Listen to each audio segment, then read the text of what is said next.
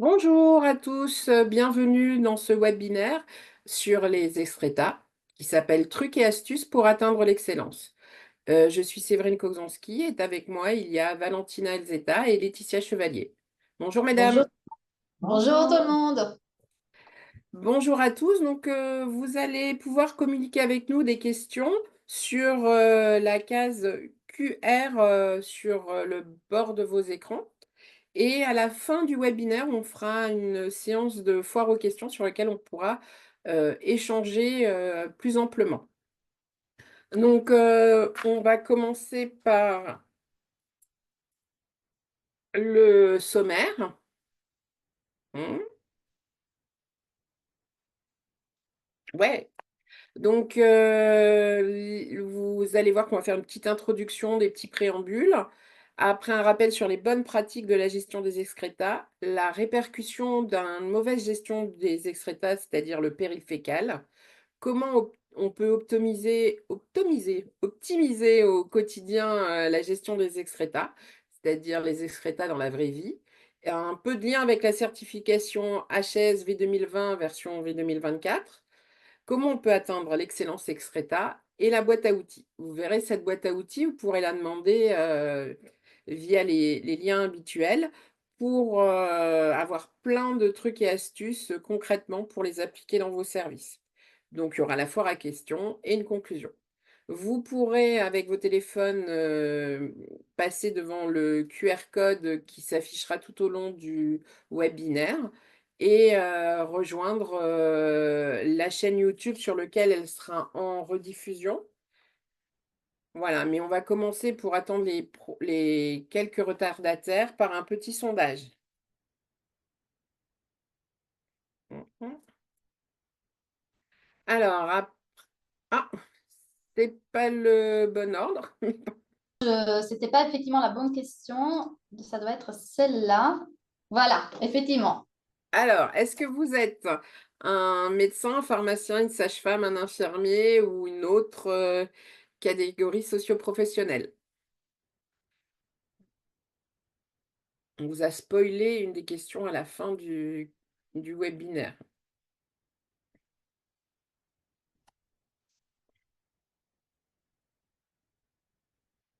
Donc, on voit qu'on a une majorité d'infirmiers et infirmières, d'autres spécialités, quelques médecins, quelques pharmaciens. Ben, bienvenue à vous.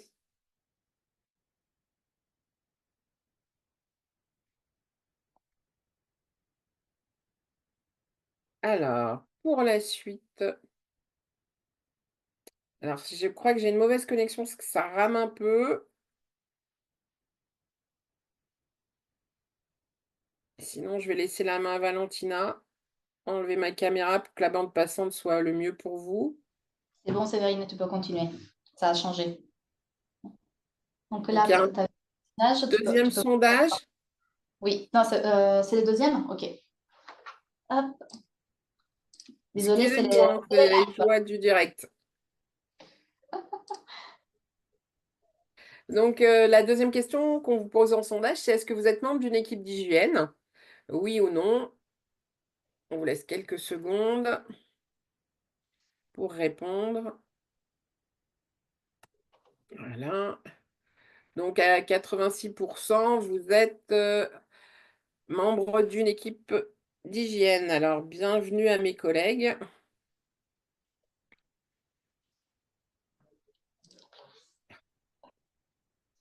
Toujours un peu long pour moi. J'espère que pour vous, c'est moins long. Refais une autre fois, je pense que c'était l'ancienne. Voilà. Yes.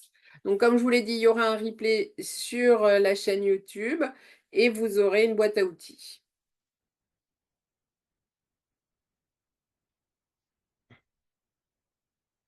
Donc, ouais, ça s'affiche. Donc, pourquoi on a choisi ce thème du péril fécal?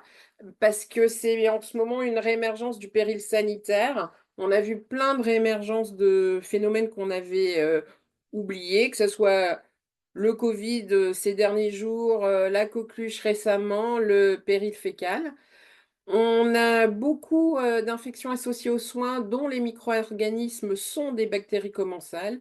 Et puis, toujours cette volonté de partage entre experts pour aider les EEH et toutes les personnes impliquées dans la prévention du risque infectieux avec des choses assez pratico-pratiques.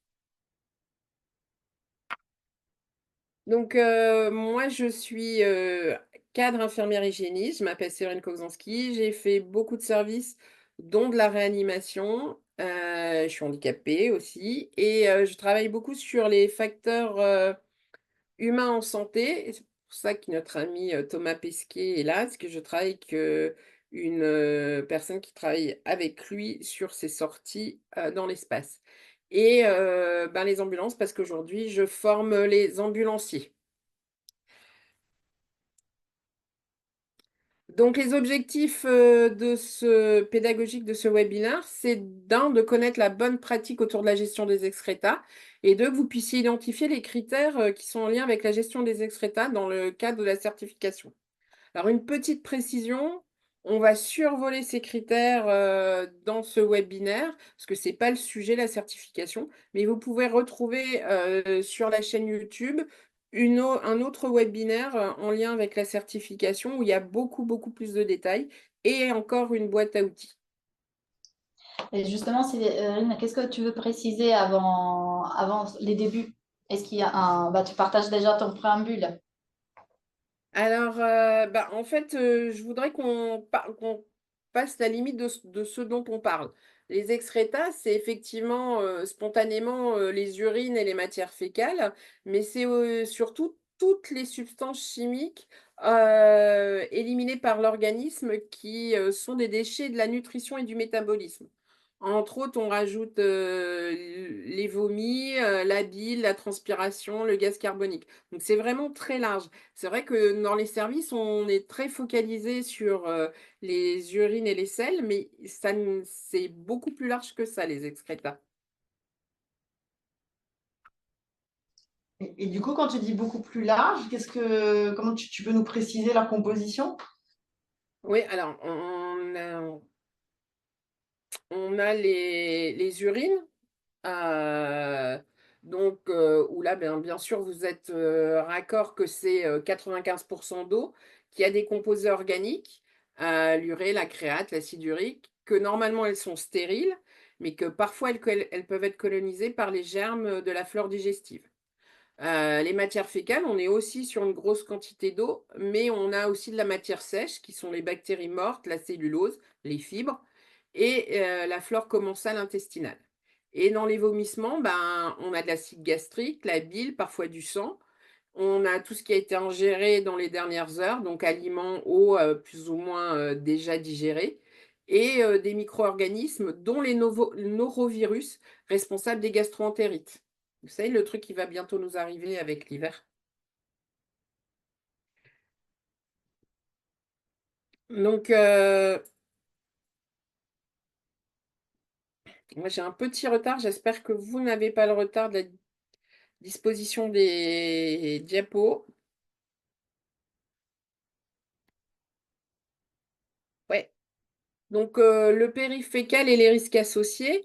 Qu'est-ce que le périfécal? Ben, c'est toutes les contaminations par voie orofécale par les objets de la vie courante, d'un terme général. Et il y a une spécificité dans les établissements de soins.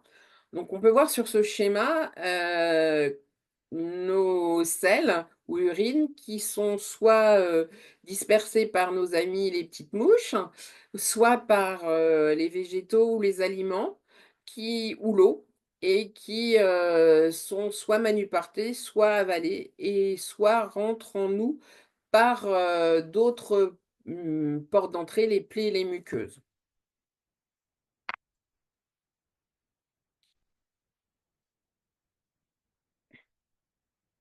Je pense que je vais te laisser la main, Valentina, sur le passage des diapos, parce que je voulais vous parler aussi du microbiote intestinal. Là, vous avez la toute dernière fiche de rappel de Répia, qui est sortie il y a quelques jours. Elle est vraiment très récente. où on remet le microbiote intestinal au cœur de la prévention des bactéries hautement résistantes aux antibiotiques. On sait aujourd'hui que nos intestins sont notre deuxième cerveau.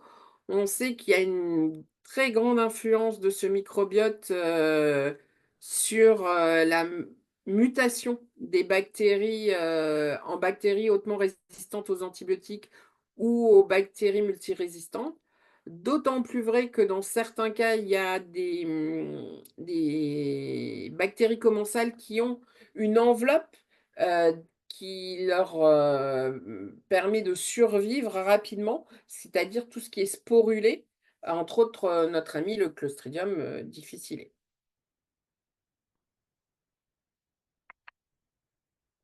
Je suis désolée pour la qualité du passage, mais j'ai Demandais- un peu de mal d'être raccord avec les... C'est pas grave. En attendant, on se demandait justement combien il y avait de bactéries dans notre tube digestif. Alors, il y en a énormément, c'est des chiffres très très importants. En gros, la Société nationale française de coloproctologie dit qu'on fait à peu près, nous les Français, 150 grammes de sel par jour et qu'il y a environ 150 millions de milliards de bactéries dans nos selles.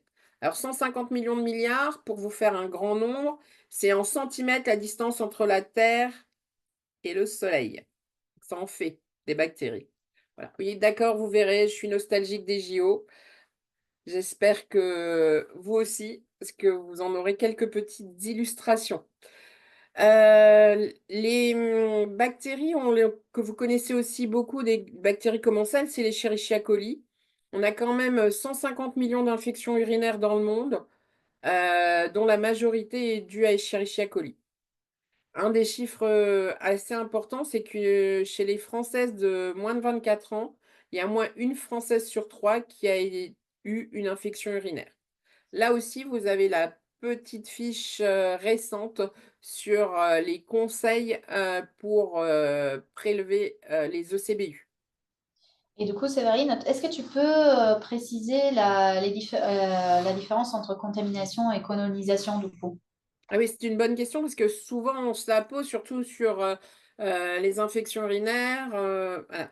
Donc la contamination, c'est quand on a la présence massive d'un germe, pardon, dans les urines sans multiplication.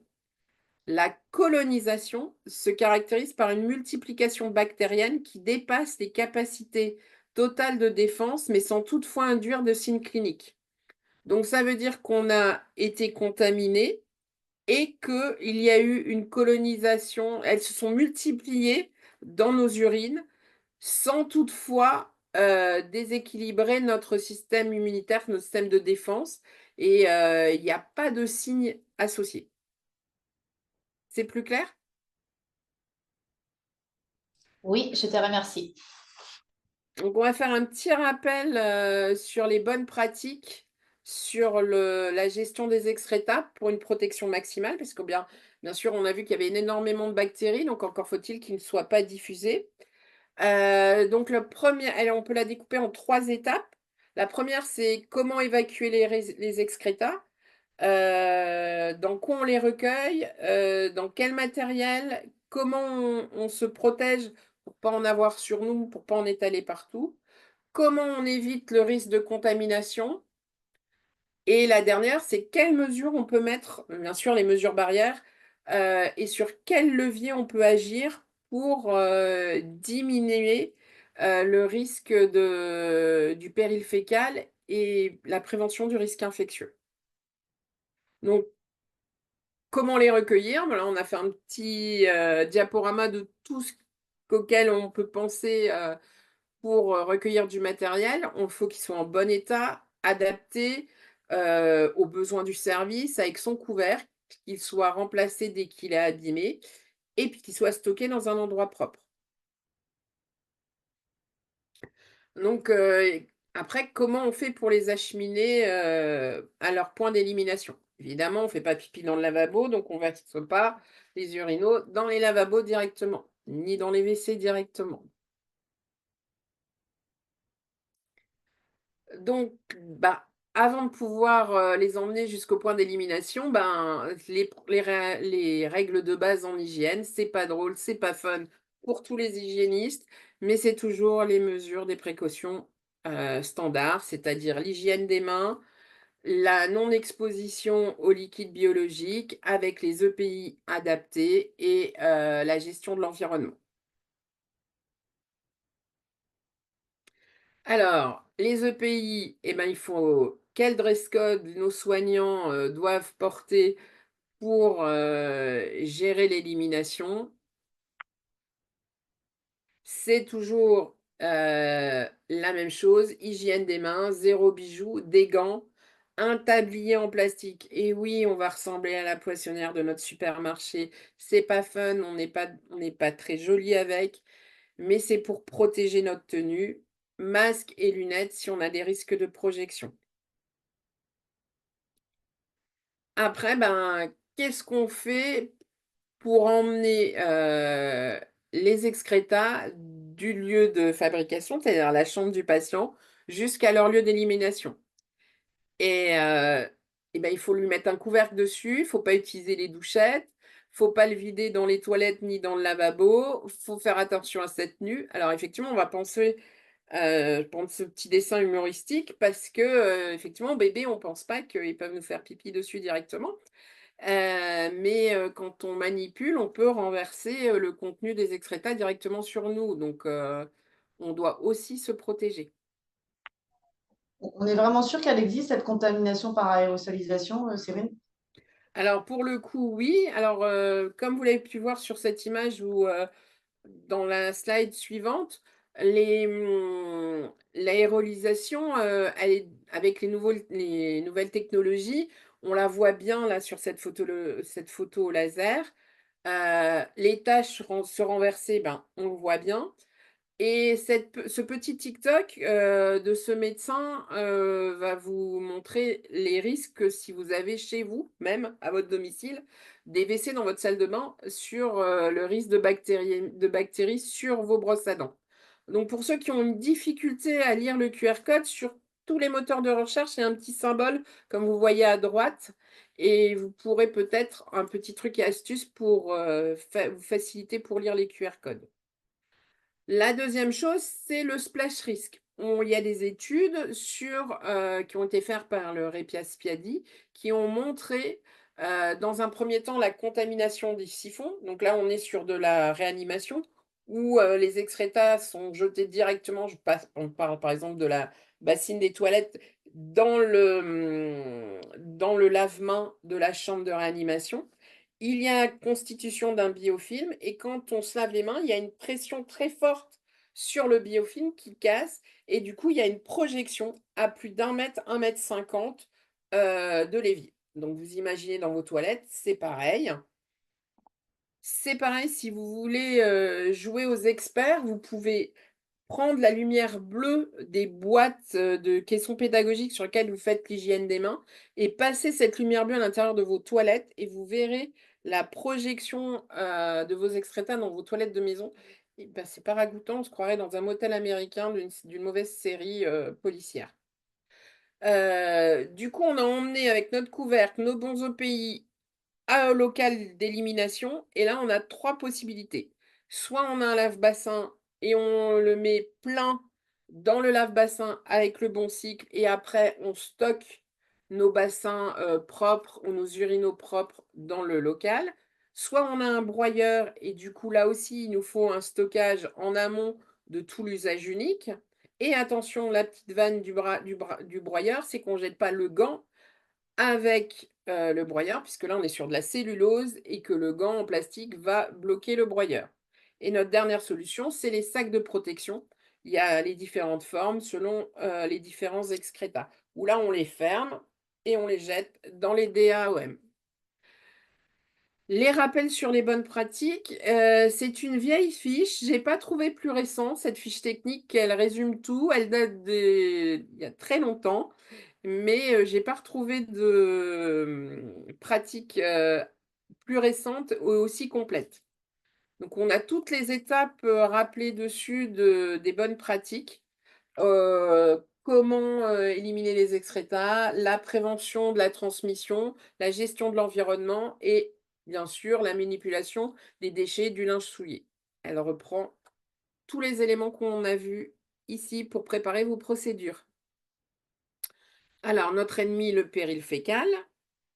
Alors, on a vu les bactéries, nos entérobactéries, le réservoir qui est les selles, la transmission à l'hôpital qui est soit la projection dans l'environnement, soit la contamination par les mimines, c'est-à-dire le manuportage, et les différentes portes d'entrée. Donc à l'hôpital, on est bien d'accord qu'en plus de l'orofécal, on a sur les plaies, les voies d'abord, les sondes urinaires, etc. Et on arrive à notre patient contaminé.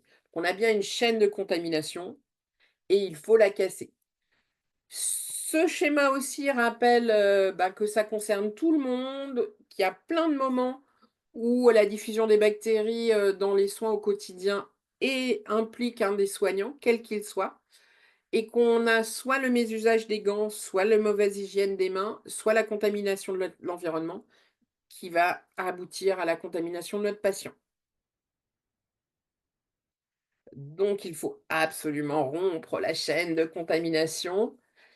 Et pour cela, il faut que l'on reste sur les deux possibilités de contamination, tout ce qui est en direct et en indirect, et protéger les portes d'entrée.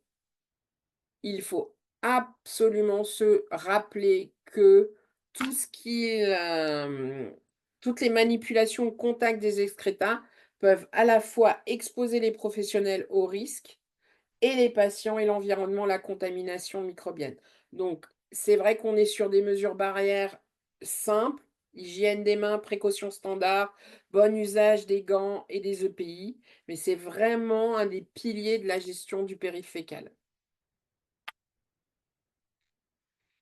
Bah, quand on a une contamination avec des bactéries, généralement, elles se diffusent et on arrive à l'épidémie. Le problème étant que dans ces cas-là, on va utiliser des traitements antibiotiques qui va, comme on l'a vu au niveau du microbiote, provoquer une certaine résistance des bactéries aux antibiotiques et on va arriver à l'impasse thérapeutique. L'impasse thérapeutique, c'est que l'un des chiffres, je crois, qui dit qu'en 2050, on peut arriver à 30% de décès sur certaines infections puisque on n'aura plus de traitement antibiotique pour soigner certains types d'infections si on ne réagit pas avant. Donc l'impasse thérapeutique, elle peut être jusqu'à mortelle. Donc il faut vraiment euh, que toutes nos équipes soient bien contentes de la gestion du péril fécal. Et du coup, Séverine, au quotidien, comment un établissement de santé médico-social peut faire pour tout ça? Eh ben, on va y arriver, c'est la partie suivante, c'est l'optimisation de la gestion des excrétas au quotidien. En gros, comment on élimine les excrétas dans la vraie vie, c'est-à-dire en mode dégradé. C'est dès que notre lave-bassin est hors service, qu'est-ce qu'on fait? Alors là, je reprends aussi une belle image de nos amis du Séclin. Martine, elle improvise parce que on a des gens très compétents dans nos équipes et souvent très créatifs.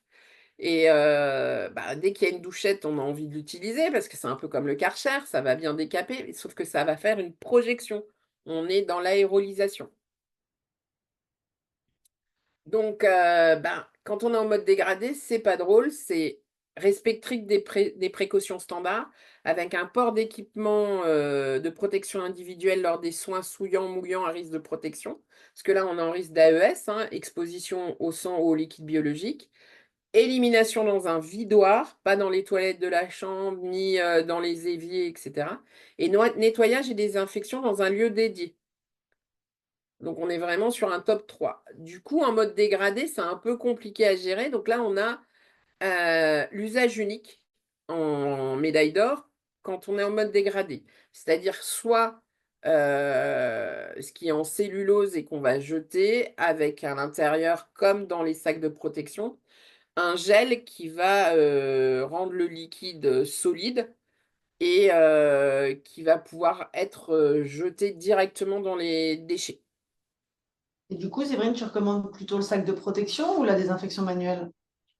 Alors bah là, il n'y a pas photo, hein. Moi, je préfère, pour moi, la le sac de protection, l'usage unique dans ces cas-là, parce que s'il faut, s'habiller, avec tous les EPI nécessaires à chaque fois que dans le service, en cas de panne du lave-vaisselle du lave-bassin, hem et m'exposer en tant que soignant aux accidents d'exposition aux liquides biologiques, et ben, entre, un bassin plein de sel et d'urine dans le bénéfice-risque, je crois que pour moi, il y a pas photo, hein, c'est de l'usage unique.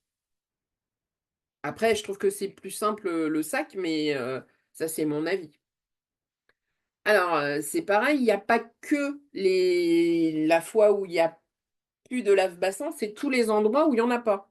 C'est-à-dire qu'on a rarement, en dialyse, de patients qui viennent faire la dialyse, qui veulent uriner ou faire leur selle pendant leur séance.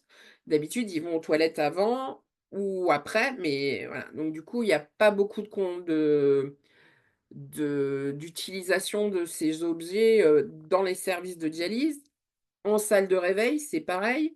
Dans les accueils de consultation ou dans certaines EHPAD ou lieux de personnes dépendantes. Parce qu'effectivement, on a du coup des gens qui ont plutôt, dans des EHPAD, soit une autonomie et ils vont aux toilettes, soit une incontinence et on a quelques personnes qui ont le bassin ou l'urinal et du coup, on n'a pas en coût économique, on n'a pas un besoin d'un lave-bassin et du coup ou d'un broyeur et on se retrouve sur des situations un peu, ben, où là aussi on va être créatif, mais où je recommande une nouvelle fois, ben, les mêmes choses, c'est-à-dire l'usage unique. Parce que, les risques d'exposition aux liquides biologiques de nos équipes est trop important. Le lien avec la certification, ben, on va commencer par un petit sondage. Il y en a pour qui la certification va arriver bientôt, il me semble. Alors, ben, dans quelle mesure vous exercez dans un établissement médico-social dont la prochaine évaluation externe aura lieu dans moins de 6 mois, entre 6 mois et 1 an, entre 1 à 2 ans, plus de 2 ans? On va pouvoir mettre fin au sondage et partager les résultats si tu veux bien. Donc on est à une moitié des équipes qui nous suivent ce soir, qui passent leur certif d'entre 6 mois et 1 an. Donc ben là, on va reprendre tous les critères qui sont en lien avec, le risque infectieux. Hop. C'est-à-dire, les critères standards, le 2, 3, 10, 2, 3, 13, 2, 3, 14, 2, 3, 15, 2, 3, 17 et les impératifs 2, 3, 11, 2, 3, 12.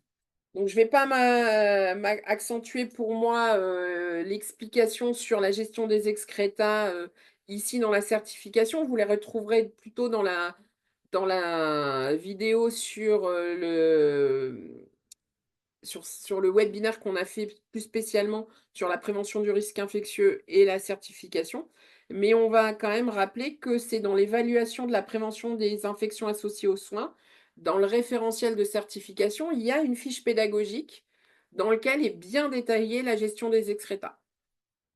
On retrouve tous ces éléments encore plus détaillés dans le manuel de certification.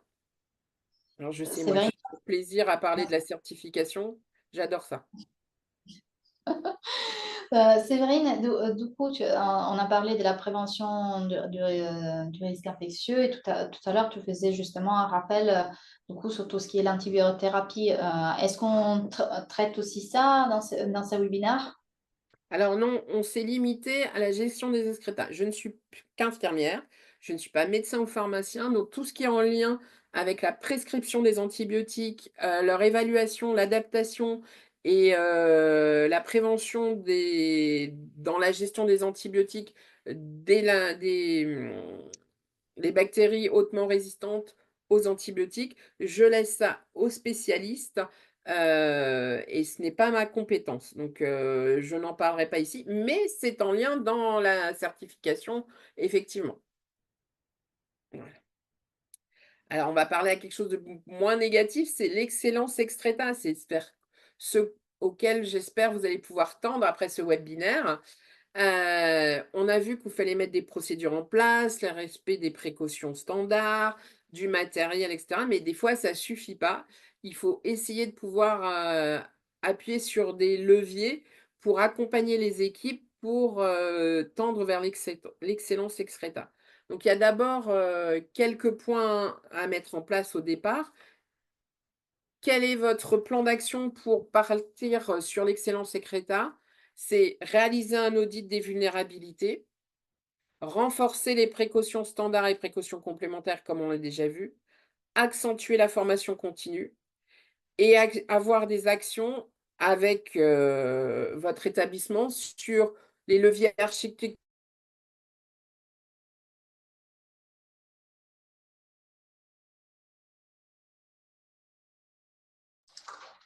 Oui, il semble qu'on a une petite problématique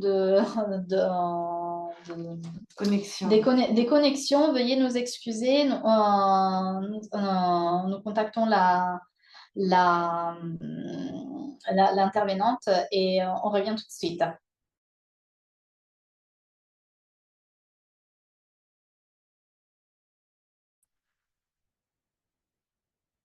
Est-ce que je vous ai Cyrine?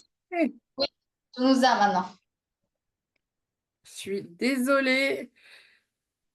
Je vais couper ma caméra pour essayer d'avoir moins de bande passante. Donc, je disais que on allait parler de l'audit de vulnérabilité, c'est-à-dire réaliser un état des lieux de là où on est. Qu'est-ce qu'on a comme équipement? Comment on maîtrise la diffusion des BMR? Quelle est l'évaluation du coût de la gestion des excrétas dans notre équipe? Je vous le détaillerai dans la boîte à outils. Pareil, comment on renforce la mise en place des précautions standards et complémentaires dans notre équipe? Est-ce qu'on peut réaliser un audit zéro bijou? Est-ce qu'on a des indicateurs de consommation des solutions alcooliques? Est-ce qu'on a déjà fait une chambre des erreurs ou un vidoir des erreurs? Et du coup, Séverine, est-ce qu'on met en place un plan d'action, du coup, dans ces Ah cas-là? oui, c'est dans le plan d'action parce qu'on va pouvoir se préparer à ce qu'on veut mettre en place. Décider de ce qu'on met en priorité, ce qu'on peut mettre en priorité, on va agir et on va mesurer si ce qu'on a mis en place et les actions qu'on a mises en place, elles fonctionnent.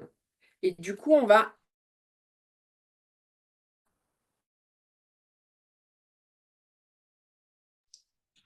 Ok. Il semble que la connexion ne nous veut pas de bien aujourd'hui. On est désolé pour tout ça.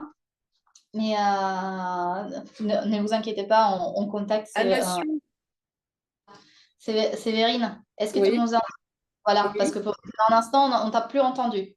Ah, donc la dernière chose dont on doit parler, c'est accentuer la formation continue dans cette étape, c'est-à-dire former des correspondants en hygiène, assister aux journées régionales des correspondants en hygiène autour des CEPIAS, réaliser un carnet de vacances autour des excrétas, un calendrier de l'Avent, instituer des cafés excrétas, réaliser des caouts, des questionnaires d'évaluation, des actions, challenger les équipes.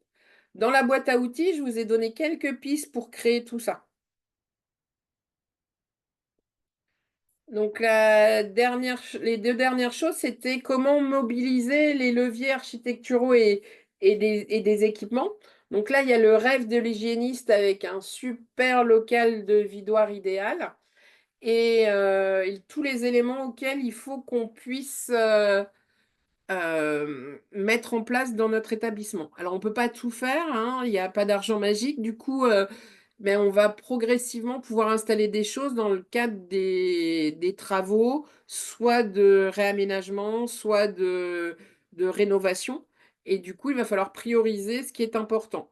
Idem sur la mise en place des équipements. Est-ce qu'on a un laveur désinfecteur? Et si dans notre lave-bassin, est-ce qu'on a bien mis en place toute la maintenance préventive et curative? Et si on n'en a pas, qu'est-ce qu'on a à la place? Est-ce qu'on a un broyeur aussi? Comment on s'installe pour la gestion des consommables? Comment on s'installe sur l'usage unique avec les stacks protecteurs? Comment on met en place tous ces éléments au niveau du matériel? Exactement sur le bon exemple, c'est le chariot de nursing. Sur le chariot de nursing, est-ce qu'il est bien nettoyé, bien équipé? Est-ce que il est bien, on a le stock nécessaire, etc. Et ça, c'est des petites évaluations que vos cadres peuvent faire ou vos équipes opérationnelles avec les équipes de terrain. Et là, on est sur la congruence, on travaille main dans la main. Et puis, il y a les leviers managériaux et organisationnels. Donc, on a la résistance au changement, la charge de travail, l'influence des collègues et les freins psychosociaux. Et ça, chaque établissement a ses freins au changement. Il y a ceux qui sont les plus connus, mais il y a aussi ceux qui sont vraiment personnels à l'établissement et voir quels leviers on peut mettre en place suivant où on en est dans nos rapports et dans notre charge de travail dans nos services.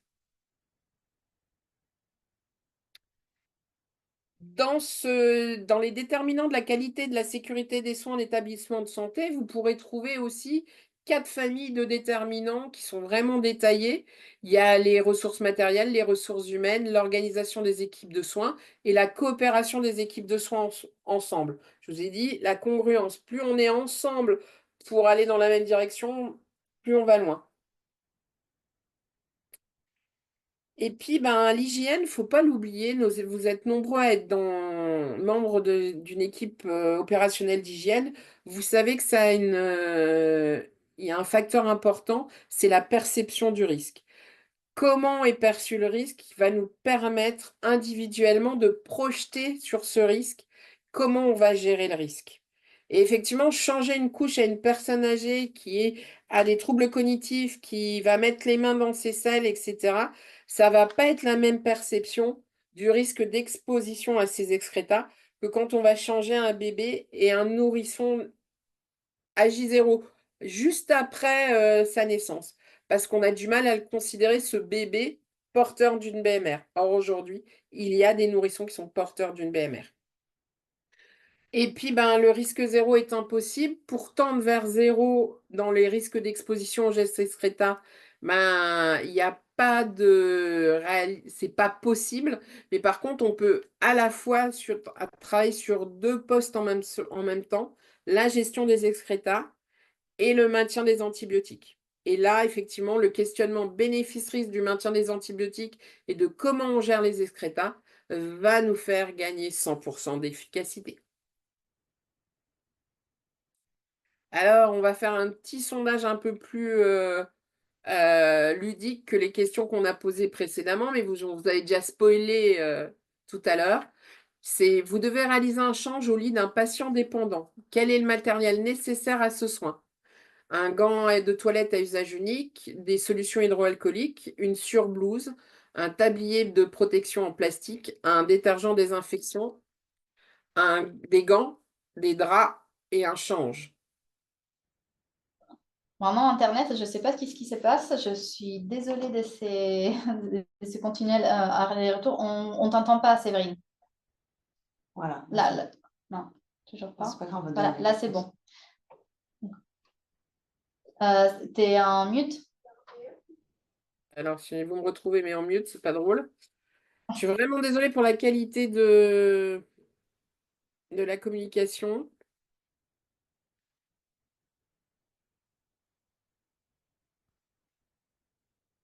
Donc, les bonnes réponses, c'était gants de toilette à usage unique, solution hydroalcoolique, tablier en plastique, détergent désinfectant, gants non stériles à usage unique, échange.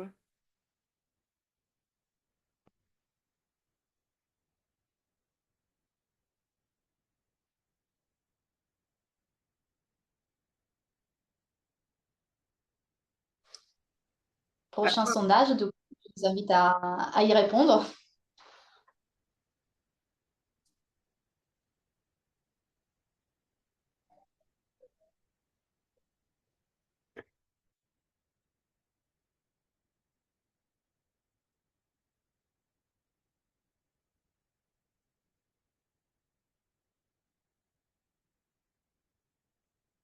Vous m'entendez?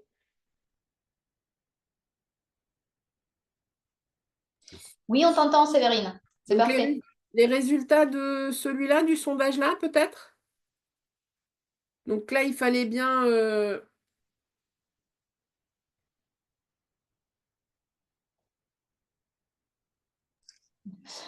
Donc, les bonnes réponses, je prends le relais parce que Séverine semble avoir de nouveau quelques problèmes de connexion. Donc c'était évidemment recouvrir le bassin de son couvercle avant de le sortir de la chambre et puis le mettre plein tel quel dans le laveur désinfecteur. Évidemment, tout ce qui est douchette, vider dans le vidoir, tout ça, ce n'est pas les bonnes réponses. Et du coup, on va lancer les dernières sondages que vous avez, qu'on vous a spoilé tout à l'heure, effectivement. Donc, après avoir retiré un résident, un bassin contenant un sac protecteur, bah, qu'est-ce que je fais? Je ferme les sacs que j'évacue dans les DOM, je ferme les sacs que j'évacue dans les dasseries, je les rince, je les mets à tremper dans l'eau de javel ou j'essuie les bassins avec un détergent désinfectant. On vous laisse quelques secondes pour répondre. Pour répondre.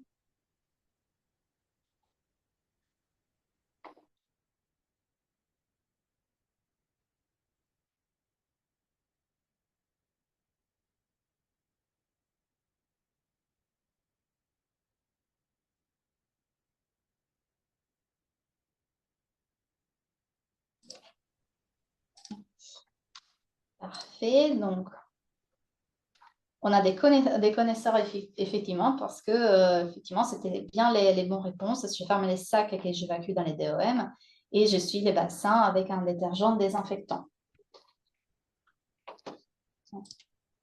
Eh ben, c'est super. Je vois que je reviens et que vous avez répondu juste. C'est super.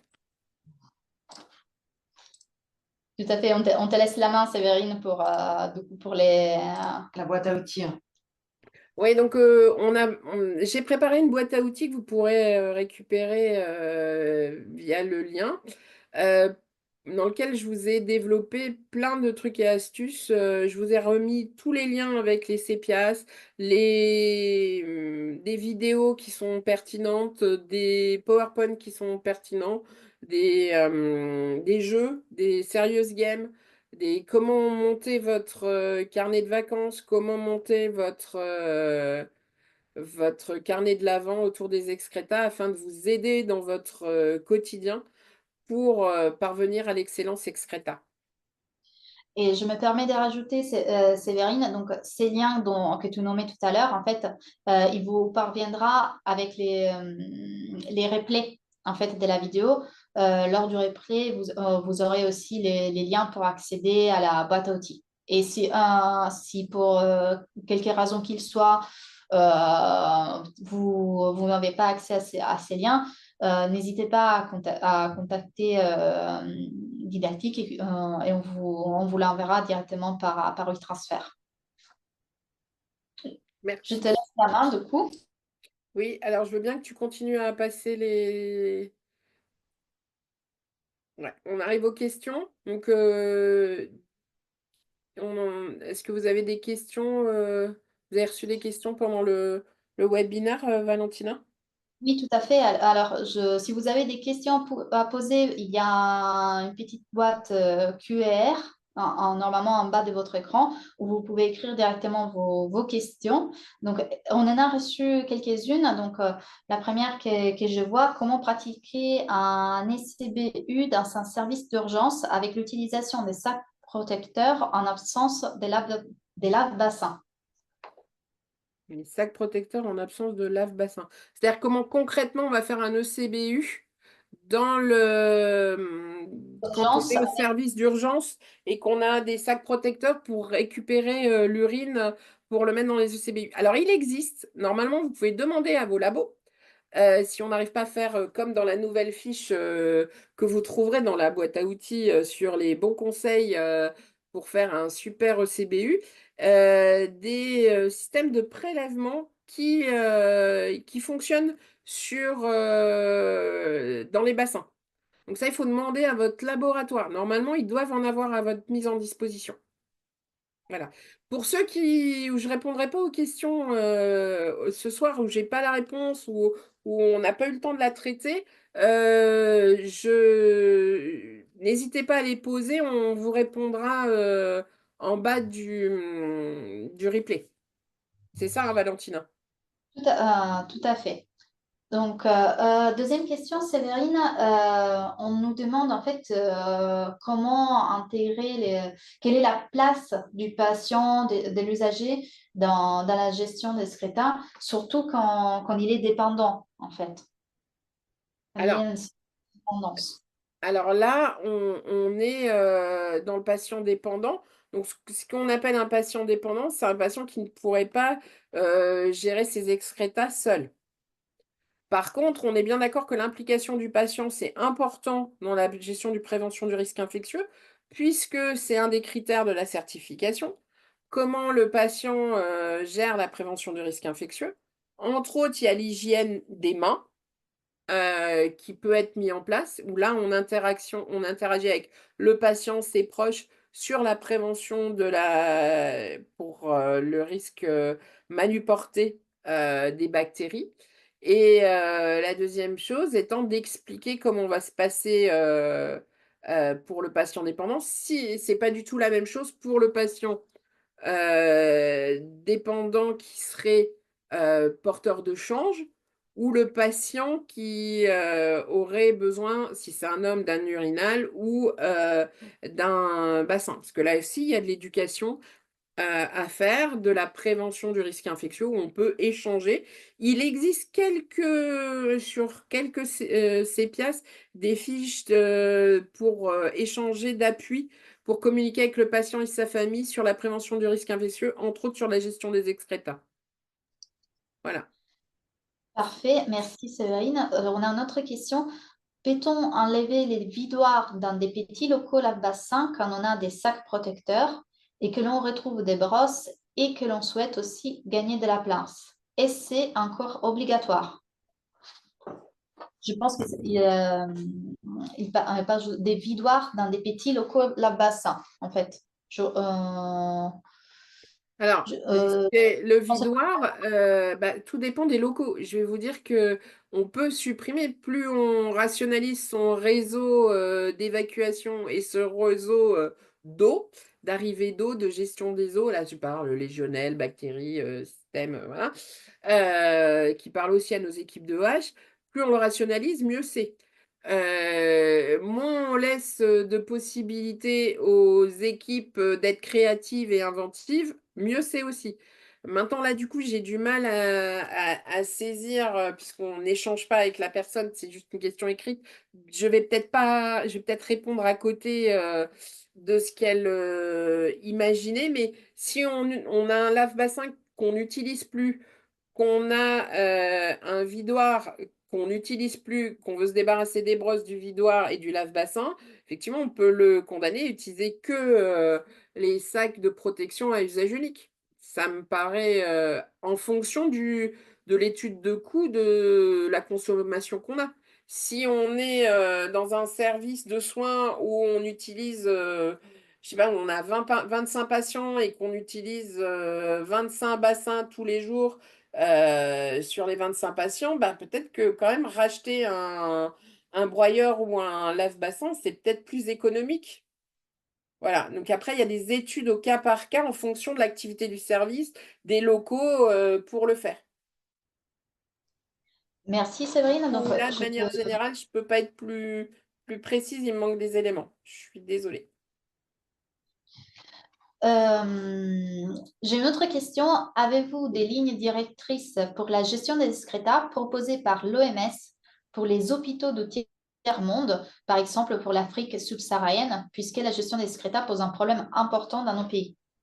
Alors, c'est le One Health, une santé. C'est les campagnes de l'ONU. Ben, ça, on n'est plus du tout sur la même gestion des excrétas que, effectivement, dans un service hospitalier parisien. Et effectivement, on n'est pas sur la même gestion des eaux usées. Ni les mêmes moyens. Donc, alors, ben, je vais potasser. Je vais essayer de retrouver ça et de vous donner la réponse parce que là, Je sais qu'il y a des choses, mais il y a des choses très créatives dans certains pays. On l'a vu lors de la Covid pour nettoyer les mains sans eau.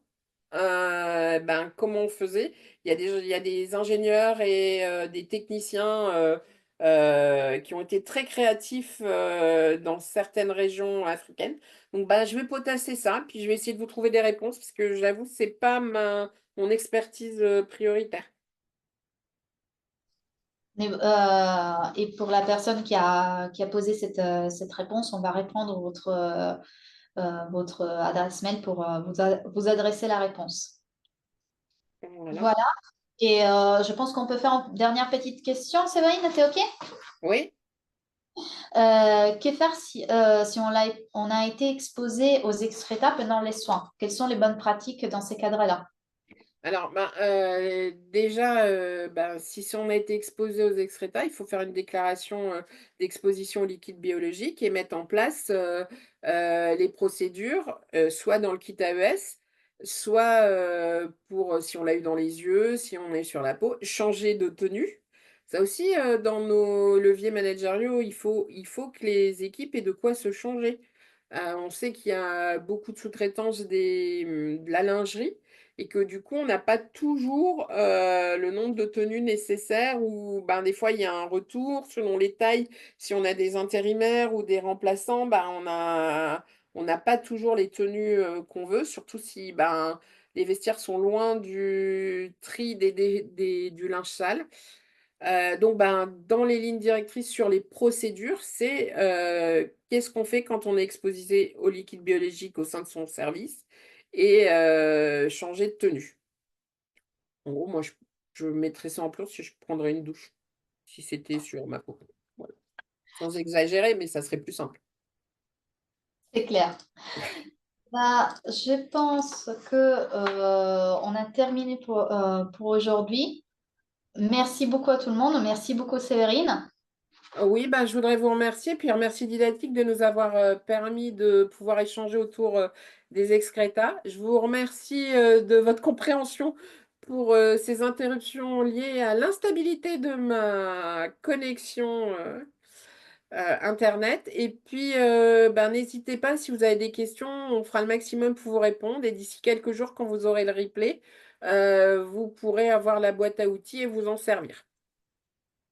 Exactement. Les replays vous parviendra d'ici fin semaine prochaine et vous aurez un mail de la part d'Invivox qui va vous arriver à ce sujet, avec évidemment aussi la boîte à outils. On ne l'oublie pas. Merci Merci, beaucoup, bonne soirée à tous et à bientôt. merci beaucoup. Au revoir. Au revoir.